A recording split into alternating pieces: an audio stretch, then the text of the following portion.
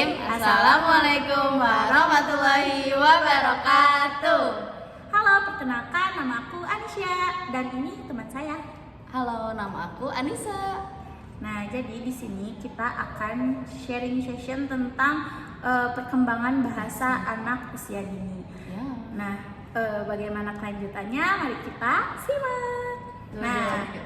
Nah, jadi kita mulai aja nih tentang sharing-sharing tentang perkembangan bahasa anak usia dini. Nah, gimana nih?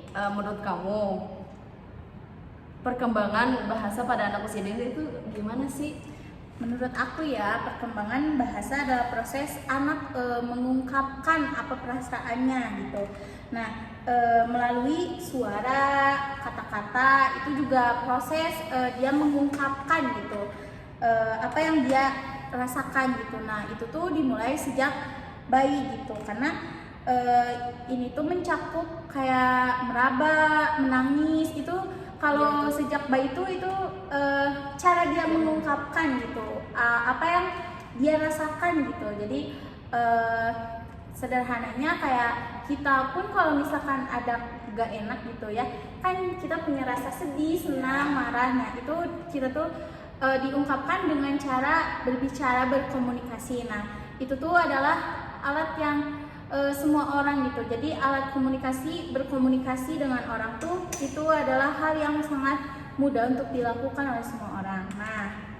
Nah kan tadi perkembangan bahasanya. Yeah. Nah, menurut kamu peran orang tua tuh untuk mengembangkan bahasa pada anak usia dini tuh sangat membantu kan? Nah, apa sih menurut kamu gimana nih peran orang tua biar si anak usia dini itu bisa berkembang bahasanya secara baik gitu? Menurut aku orang tua itu emang berperan penting banget sih ya buat pengembangan bahasa anak.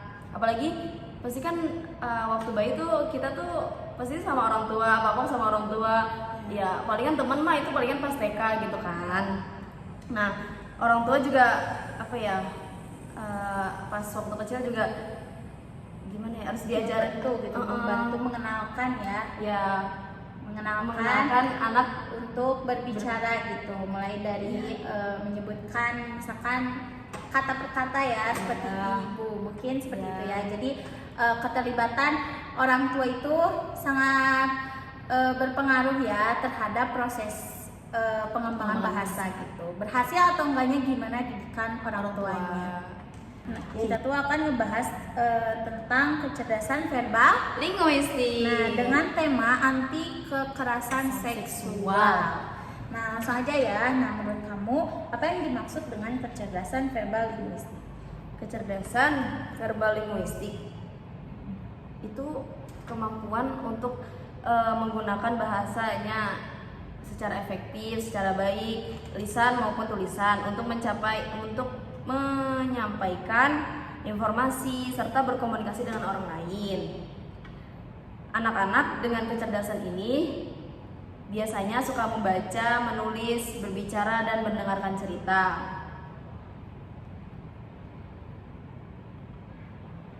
Orang-orang yang mempunyai kecerdasan ini mampu menyusun pikirannya dengan jelas, memilih kata yang tepat, dan menyampaikan pesan dengan cara yang logis. Jadi intinya verbal linguistik itu kemampuan untuk berkomunikasi. Kan kalau kita berkomunikasi, kalau kita kayak berbicara gitu, pasti kan ada tata caranya kan yang harus dilatih. Terus gitu, berarti kita harus dipikirkan dulu ya, karena sebelum ngomong tuh harus dipikirkan dulu apakah kita benar atau enggak. Ya.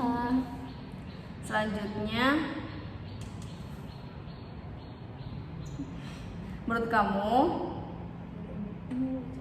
bagaimana cara mengimplementasikan kecerdasan verbal linguistik pada anak dalam tema anti kekerasan seksual ini? Nah, mungkin kekerasan seksual itu untuk pada zaman sekarang tuh tidak mengenal umur ya. Gak habis pikir gitu sama orang yang melakukannya gitu, karena pada anak usia dini juga sekarang banyak banget gitu ya, kayak apalagi apa ya yang yang begitu tuh malah orang terdekatnya gitu kan, Ya. justru harusnya melindungi malah malah jadi jahat gitu ya. Nah mungkin kayak caranya gitu mengimplementasikannya tuh kayak dengan berbagai cara ya, Iya. tentunya banyak gitu. Salah satunya tuh menyediakan cerita dan buku yang edukatif tentang tubuh dan privasi. Nah jadi kayak orang tua tuh bisa mengedukasi gitu anaknya tentang bagian mana tubuh yang nggak boleh disentuh sama orang lain, Iya. mana yang boleh disentuh sama orang lain, karena malah sampai sekarang tuh udah ada lagunya ya, kayak mana yang nggak boleh disentuh, mana yang mana boleh disentuh. ya. Nah itu tuh sangat boleh banget gitu diajarin ke anak usia dini gitu, bukan kayak nggak boleh diajarin kayak gitu, malahan itu untuk zaman sekarang tuh udah sangat diperbolehkan banget ya, karena agar si anak tuh tahu kayak oh yang boleh disentuh oleh diri saya tuh ini, yang nggak boleh ini. Nah, biar kayak anak tuh gitu. tahu batas-batasannya gitu. Terus menjelaskannya juga dengan menggunakan bahasa yang jelas dan sederhana ya, nggak bisa anak tuh bilang pokoknya kalau ada yang nyentuh ini nggak boleh, ini area seksual. Nah kan anak tuh nggak ngerti ya kayak seksual tuh apa. Nah kita sebagai orang tua atau pengajar itu kita Gimana? menjelaskan aja secara terang-terangan apa sih itu tuh, tanpa harus dibohong-bohongi gitu. Jadi kayak jelasin aja kalau misalkan ini tuh kayak gini, kamu tuh gak boleh. Kalau misalnya ada orang nih yang megang area seksual kamu harus bilang, kamu harus bisa gitulah ya, bisa bertindak untuk menyelamatkan dirinya sendiri. Mungkin seperti itu ya. Jadi kayak Kan ini masih berhubungan sama verbal linguistik. Nah tadi kan anti kekerasan seksual, nah, sekarang tentang moderasi beragama. Nah, sekarang menurut kamu nih ya apa yang dimaksud dengan moderasi beragama? nah, menurut aku ya, moderasi beragama itu adalah cara beragama yang berada di jalan tengah-tengah gitu. Jadi nggak ekstrim dia tuh. Jadi kayak dia tuh masih ada harus ada rasa toleransi gitu. Jadi dia tuh ada di jalan tengah yang dimana dia tetap menaati itunya, keyakinannya, tapi dia juga enggak memaksa orang untuk misalkan masuk ke keyakinannya, atau dia tuh melarang dia untuk ibadah, kan itu termasuk ke arah ekstrim ya. Nah sedangkan moderasi agama itu mengajarkan kita untuk ada di jalan tengah yang dimana itu menghormati perbedaan. Tujuannya tuh kayak menciptakan kedamaian, toleransi, terus kayak seimbang gitu ya. Jadi kayak meskipun kita berbeda gitu, jadi tetap saling sama-sama gitu ya. Karena kan di Indonesia itu agamanya tidak hanya satu ya, yang dimana kita tuh mengharuskan harus mempunyai kesadaran gitu untuk bertoleransi gitu. Nah kita lanjut aja ya. Menurut kamu apa hubungan antara kecerdasan verbal linguistik dengan moderasi beragama? Menurut aku hubungan keduanya sangat erat. Kecerdasan verbal linguistik menjadi alat utama untuk menyampaikan pesan keagamaan secara damai, ya pasti yang sopan lah ya. Ini sangat penting untuk menyebarkan nilai-nilai moderasi seperti toleransi, anti kekerasan, dan saling menghormati.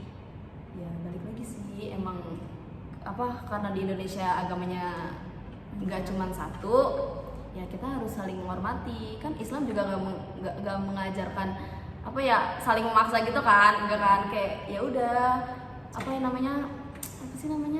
ini diri sendiri keyakinan masing-masing lah ya. Jadi antara keduanya itu sangat berkaitan erat ya, bahasa anak. Ya. Nah, sekarang tuh kita akan membahas tentang kemajuan dalam Pragmatik, kosakata, tata bahasa, dan kesadaran. metalinguistik. Nah, langsung aja ya. Nah, menurut kamu menurut kamu apa yang dimaksud dengan kesadaran metalinguistik dan mengapa penting bagi anak usia dini? Mengapa penting? Karena ini dilatih. Karena metalinguistik itu ialah kemampuan anak untuk yang secara sadar merefleksikan bahasa, memahami struktur dan makna kata, serta menggunakan bahasa secara fleksibel. Ini penting karena mendukung perkembangan literasi seperti membaca dan menulis sejak dini. Berarti sangat penting ya gitu Iya. untuk mengembangkan bahasanya. Ya. Selanjutnya, bagaimana cara menambah kosakata pada anak usia dini? Nah, cara menambahkannya tuh bisa ajarkan anak berkomunikasi secara langsung gitu ya, enggak secara digital gitu. Kalau misalnya secara digital tuh anak tuh pasti susah gitu ya, lebih susah memahaminya dan bakal ada efek kecanduannya juga ya. Kalau misalnya secara langsung kan bisa langsung, misalnya kita ajarin kata misalkan ibu, nah kita kan bisa langsung bertatapan dengan dia langsung gitu, kayak misalkan ibu, nah anak bisa mengikuti apa yang kita ajarkan.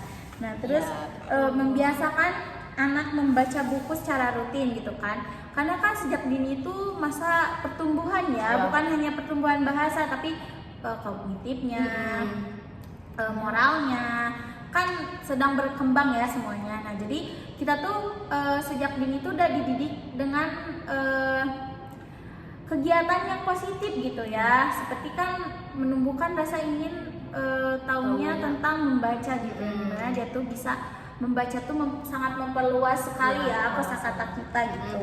Nah terus selanjutnya tuh ada dengan cara dorongan anak untuk sering berbicara gitu. Jangan sampai kita tuh sebagai pendidik atau sebagai nanti orang tua malah menjadikan anak kita itu gak mau ngomong gitu ya, introvert gitu ya.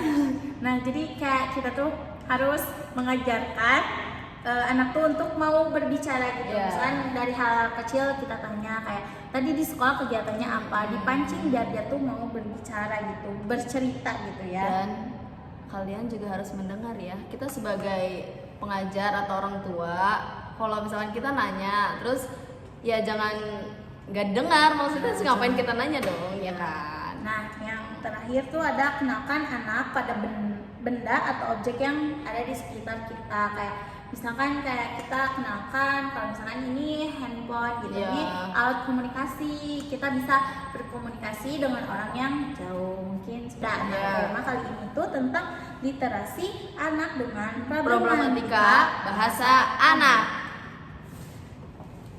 Apa yang dimaksud dengan literasi bagi anak usia dini?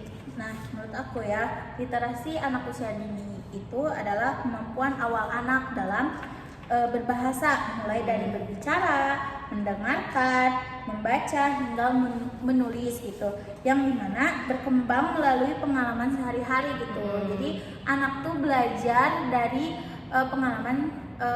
pengamatannya dia sehari-hari gitu. Ya kayak dia mendengar nih, misalnya mendengar kata ayah, dia tuh tahu ayah tuh yang mana gitu, seperti itu. Dan kalau dia mendengar hal yang buruk, kata-kata yang buruk, ya pasti dia bakal ngikutin.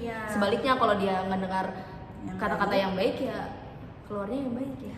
Nah, jadi kayak literasi ini tuh bukan sekedar kemampuan ya, bukan sekedar kemampuan membaca dan juga menulis, tapi juga mencakup kemampuan berpikir kritis dan memahami simbol atau makna bahasa. Nah, langsung aja ya. Menurut kamu nih, bagaimana hubungan antara literasi anak dan perkembangan bahasa mereka gitu? Kayak gimana? Literasi dan bahasa itu saling mendukung ya.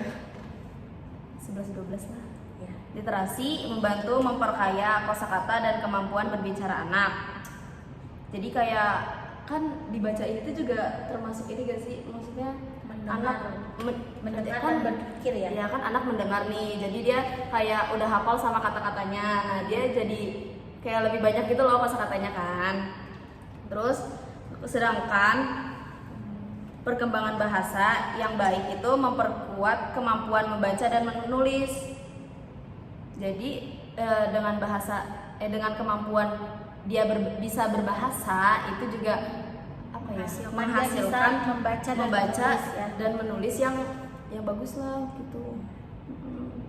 Anak yang aktif membaca akan lebih mudah menulis dan mengungkapkan ide, sementara anak yang pandai bicara akan lebih siap menerima literasi formal. Ya, mungkin segitu. Nah, selanjutnya kita akan membahas tentang memahami fonologi, Morfologi, sintaksis, dan simantik. Nah, langsung aja ya. Menurut kamu, apa itu fonologi dan bagaimana penerapannya pada anak usia dini? Fonologi itu apa sih? Fonologi itu ilmu yang mempelajari tentang bunyi-bunyi dalam bahasa. Pada anak usia dini, penerapannya dilakukan melalui pemainan bunyi seperti lagu atau tebak suara itu, agar anak mampu membedakan dan mengucapkan kayak B sama P itu kan jelas berbeda ya. Nah, biar anak tuh bisa membedakan itu dengan dengan bunyi yang benar. Ya, jadi diajarin ya, kan kadang anak tuh bicaranya nggak lancar ya. Nah, orang tua yang malah ikutan jadi nggak melancarin itu tuh salah banget ya. Karena sebenarnya anak tuh nggak tahu yang bener tuh harus apa gitu. Misalkan kalau anak salah, misalkan dia bilangnya harusnya A tapi jadi A, tapi sama orang tua tuh bukan nggak diikutin, dicadelin gitu ya. Tapi sama orang tua tuh harus ditebelin gitu. Misalnya kayak B itu ya B, F ya F gitu, nggak bisa disamaratakan gitu. Jadi kayak harus disamakan gitu biar si anak tuh tahu perbedaannya, mana dia bilang A, mana dia bilang B. Jadi dia tuh tahu, bukan malah mengikuti anaknya gitu. Ya, jadi kan biasanya kan anak kecil kan ngomong susu kan cucu gitu kan. Nah, kita tuh bukan ikutin kayak ada yang mau minum cucu. Nah, kita harusnya ada yang mau minum susu gitu. Kita diperjelas kita harus menurut kamu bagaimana perkembangan sintaksis pada anak usia dini? Nah, sintaksis itu adalah ilmu tentang bagaimana kata disusun menjadi kalimat. Nah, jadi sintaksis itu kayak gimana kita ngajarin untuk anak tuh diajarin menyatukan beberapa kata gitu menjadi satu kalimat. Nah, itu tuh biasanya pada anak usia 4 sampai 5 tahun ya, mulai bisa membentuk kalimat sederhana kayak dia tuh bisa mengungkapkan kayak saya mau makan. Itu kan kata per kata ya, yang dia tuh satukan jadi kalimat untuk meminta kepada orang tuanya kalau misalkan dia tuh sedang lapar gitu. Tidak memintanya tidak menangis lagi ya, karena dia sudah bisa berbicara gitu, sudah bisa menyusun kata menjadi kalimat yang sederhana gitu. Ya, itu juga termasuk komunikasi ya. Ya, betul. Nah, walaupun masih sering salah urutannya, tapi kita sebagai pengajar gitu dan orang tua tuh bisa membantu membenarkan kalimat anak. Nah, kayak tadi ya, bukan malah mengikuti yang salah, tapi kita tuh harus ikut membenarkan gitu. Kalau misalkan dia lapar, misalkan kan biasanya mama aku lapar, atau enggak dia malah bilang mama mam gitu. Nah, kita bantu untuk mempersempurna ya gitu. Mungkin seperti itu. Tentang sistem aturan berbahasa dalam Al-Quran dan hadis dan metode baca tulis Al-Quran dan hadis. Menurut kamu apa sih keistimewaan bahasa Arab sebagai bahasa Al-Quran dan hadis? Nah, bahasa Arab tuh memiliki keistimewaan ya, karena menjadi bahasa wahyu yang fasih, sempurna dan universal. Nah, bahasa ini memiliki tata bahasa yang lengkap, kaya dengan keindahan, struktur dan makna. Nah, jadi kan bahasa Arab tuh maknanya indah ya. Kayak misalkan dari hadis itu pasti mempunyai makna yang sangat indah gitu, yang kalau kita terapkan kepada anak usia dini itu sangatlah baik ya. Misalnya kita kayak ngajarin tidak langsung kepada Al-Quran, tapi kita mengajarkan dulu dari Iqra gitu ya. Misalnya kita mengajarkan huruf hijaiyah, itu termasuk bahasa Arab ya. Dan juga kita mengajarkan hadis gitu, misalnya kayak hadis tentang makan, minum, itu bisa membuat anak mengerti gitu ya. Nah, jadi bahasa Arab juga membuat isi Al-Quran lebih jelas dan mudah dipahami serta tidak bisa ditiru dengan bahasa lain gitu, tidak bisa digantikan gitu ya. Nah, langsung aja ya. Menurut kamu nih, kan tadi udah menyinggung gitu ya, gimana diterapkannya kepada anak usia dini. Nah, menurut kamu metode apa saja sih yang digunakan dalam pembelajaran membaca Al-Quran? Ada berbagai macam metode sih. Yang pertama metode Iqra, itu kayak kita kan tadi benar kata Anisha, kayak kita dikenali dulu dari huruf hijaiyah yang masih basic lah ya, biar kesononya mereka udah tahu gitu. Terus yang kedua tartil atau talaki, jadi si Guru membacakan, muridnya meniru. muridnya meniru. Itu bisa dari hadis Pendengar. juga bisa ya. Ya.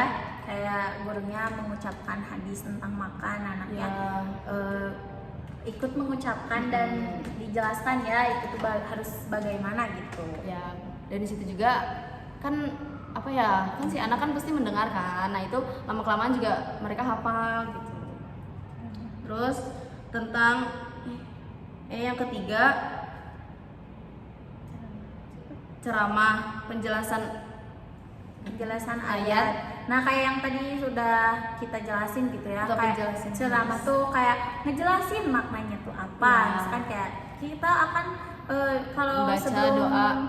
sebelum baca Iqra kita harus basmalah dulu nih. Nah, kita tuh jelasin kenapa kita harus baca dulu basmalah gitu, memperjelas ya gitu. Yang terakhir ada tanya jawab, itu interaktif dan mendalami materi. Ya udah, Itu kan biasanya anak suka banyak tanya ya, kayak kenapa ibu kita harus baca doa itu apa ini. Nah, itu termasuk tanya jawab tuh perlu ya, karena biar apa yang anak ingin tahu tuh terjawab gitu ya, tidak dia tuh malah menyimpulkan sendiri. Nah, kita udah di akhir sesi Sharingnya ya, tentang perkembangan literasi dan bahasa anak. ya. Nah, jadi pada intinya perkembangan bahasa dan literasi anak itu sangat penting ya untuk pertumbuhan penting ya, anak gitu.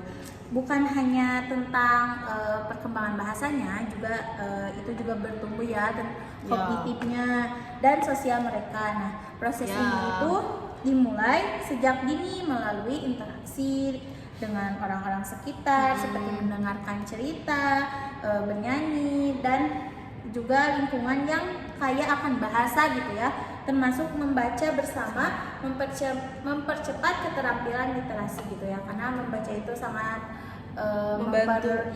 memperbanyak gitu ya kosakata. Ya, literasi meliputi kemampuan membaca, menulis, dan memahami konteks teks. Kegiatan literasi yang beragam membantu anak mengekspresikan diri dan memahami dunia.